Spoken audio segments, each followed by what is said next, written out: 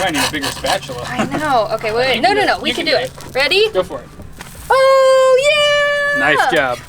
Oh, I'm professional griller. You're that much closer to being a grill master. Thanks. Good morning. Well, good morning, adventurers. Summer is here, you guys. It's so amazing. hot out here. It's been a really chilly spring here, and it's finally like summer weather. I'm loving it. In our previous video, we had taken a road trip to Cincinnati, and we actually spent the day doing a takeaway food tour. We tried a ton of dishes that Cincinnati is known for. It was such a super delicious and fun day. And if you missed that video, we will have it linked down below. But we found, as you can see, the most adorable tiny home. So we thought we'd get a little taste of living in a small place before we move into our even smaller place. Yeah. Easing into it, baby steps. Later on, we'll head inside and give you guys a look around. The goal today, we're basically gonna have ourselves a cookout. You guys, we're gonna be grilling our faces off. It's gonna be awesome. Just enjoying the fresh air. There's a market in town that's like a farmer's market that we're gonna go check out as well, get some fresh produce. First things first, we need to eat some breakfast. Or lunch, because it's like 1 p.m. Yes, it's lunch. Oh well. All right, let's eat.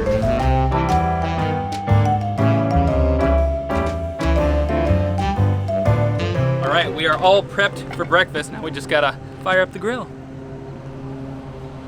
Okay, I know what you're thinking. Eric, where's the grill? Well, I got a solution for that.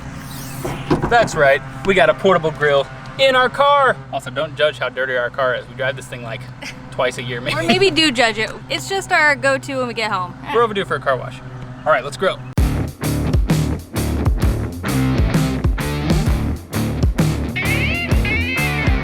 This beautiful grill right here is the Napoleon Travel Q. That's right, it is a portable grill, you guys. Napoleon is actually sponsoring this video, so huge shout out to them and huge thanks for sending this awesome grill our way. We actually love grilling, and the places we stay don't always have a grill, so having a portable grill is something we never thought of, but it's an awesome solution. We can grill anywhere we go now. We are honestly in love with this grill. The setup was dead simple. It took us 10 minutes. The instructions are about as clear as instructions can get. Let me show you the coolest part. Prepare to be wowed. That's right. Whoa! Is that insane or what? This thing literally scissors up and down so you can make it as compact as possible. You saw it fits in the trunk of our car. And our car's tiny. Napoleon has all kinds of awesome grills. They have other travel grills like this one that are even smaller than this. We're gonna have links to this grill and all their other grills in the description below, so definitely check them out. Just because we have an awesome grill doesn't necessarily mean we're gonna cook our food right, but we're gonna try. So the plan is to make some delicious bacon, some hoe cakes, which if you don't know what those are, we'll tell you in just a bit, and a really cool recipe that we actually found on the Napoleon site, eggs in an avocado. Oh no! Whoopsie. Pro tip, make sure you scoop out enough of the avocado. I thought that it looked about egg-shaped, but I'll get a spoon for the other one. The nice thing though is when it drips down, there's a handy little tray in the middle that's really easy to take out and clean, so at least there's that. All right, we have the bacon on, we've got our avocado egg thingamabobs. So now, gently, we're gonna close the lid. There we go. And they have a little temperature gauge here, so we can make sure that we're not going too hot or not hot enough. Distracted getting more tea. Our bacon got a little crispy, but that's okay. Check out our avocado egg things though. They are coming along. They're beautiful. Yeah. Super excited about that. We might have to make these more often if they taste good. So the inside we scooped out and mixed with some seasoning that we'll put back on top. Oh, it's gonna be delicious. Our bacon is beautiful. Our eggs are getting there. Now it is time for the hoe caking. Oh Lord, maybe that's too hot. Too hot. Turn it down. Let's see. Ooh. Very nice. This reminds me of when we were at Kalarbin and we were making those like Swedish pancakes. I'm gonna go ahead and call it and say that this hunk of deliciousness is done. I mean, there's no way it's gonna taste bad, right? Our hoe cakes are cornmeal hoe cakes, and the story is that people used to cook these like flatbread pancake things on a pan that was called a hoe. There's also a rumor that it's because they used to cook these on a hoe that you would use for like gardening, but I think they dispelled that. Anyway, it's basically just cornbread mixture that I poured out flat and make pancakes out of. Show them the bottom there. Look at these things. Oh, yeah! All right, I think they're ready to turn. We didn't have any measuring tools, so I made them a little more watery than they probably should be. Yeah, they might fall apart. Oh Lord. We can do it. Ready? Go for it. Oh yeah! Nice job. Our delicious creation is all ready to be eaten, and I could not be more excited about it, y'all. Full disclosure, we ate a bunch of the bacon, so we had to keep cooking more because we were so hungry. But how good was it? So good! It was awesome. I am gonna try this little egg avocado thing because it was my idea, and Eric's a little skeptical about if the egg's gonna be super runny in there. Although, I think it looks pretty yeah, hot. I think it's set. So this is the leftover goo that we mixed with some chipotle seasoning, and I'm assuming you just cut into it. Take it out of there, I guess. Oh, it's a really it's like a hard-boiled egg in there. Oops, maybe we overdid it. I'm so scared it's gonna burn me. It's fresh off the fire.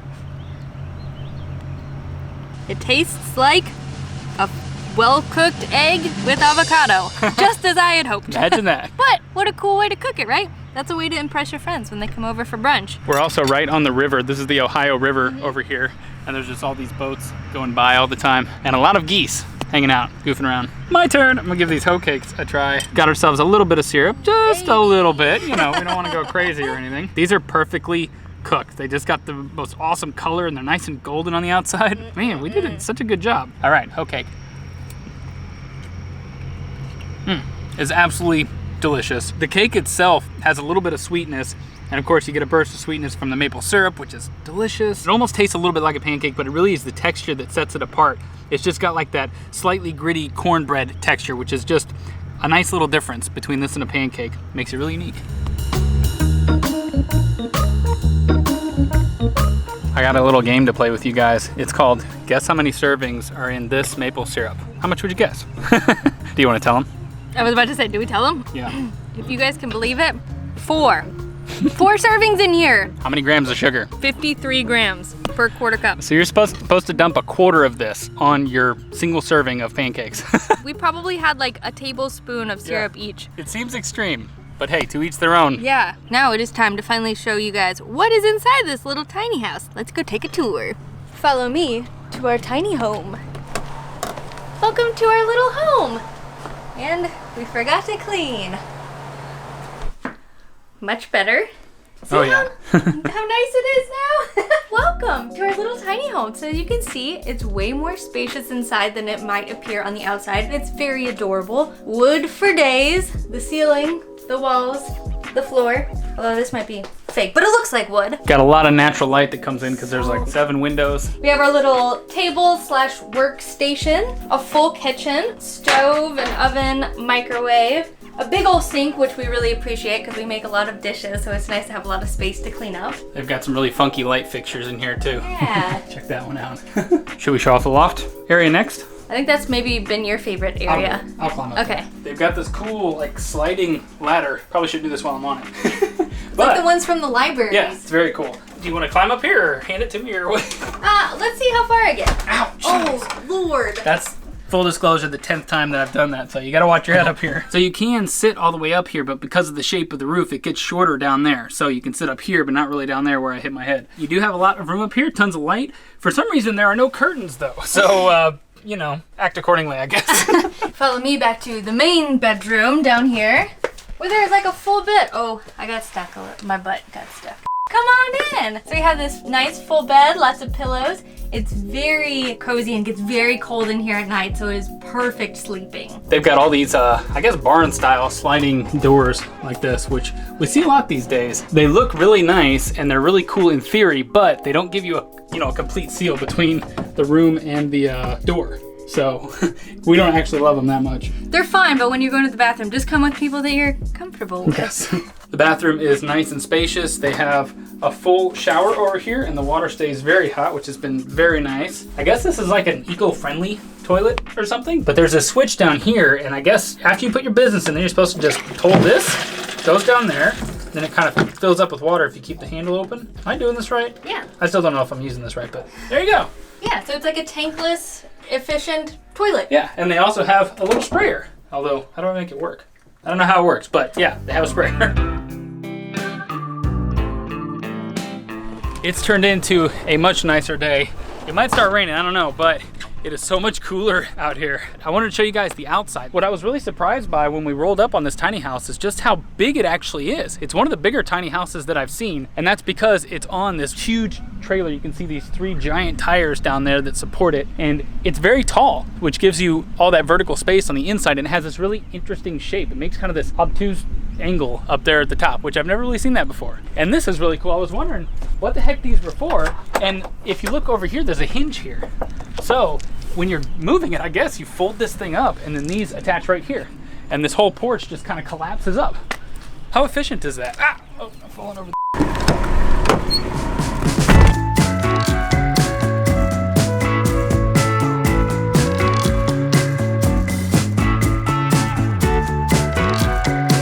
We've made it to downtown Cincinnati. This is our first time ever being in Cincinnati. Yeah, I don't think we've even driven through. No, it feels good going to a new city or a new place, really, just in general. But the downtown is very cool. They got a bunch of little shops and things that we passed, and tons of street art just on every single corner. It's crazy. Maybe more than we've ever seen anywhere. We've seen a lot of street art. We are headed to, I think it's Findlay Market, which is Ohio's oldest continuously run public market. Some of the places are open. We're hoping to get some fresh produce and some local stuff to make tonight and maybe try out. Fingers crossed enough of it's open that we can actually get some stuff. It's kind of weird being out. Yeah. I'm excited, but cautiously excited. All right, masks on. Yes.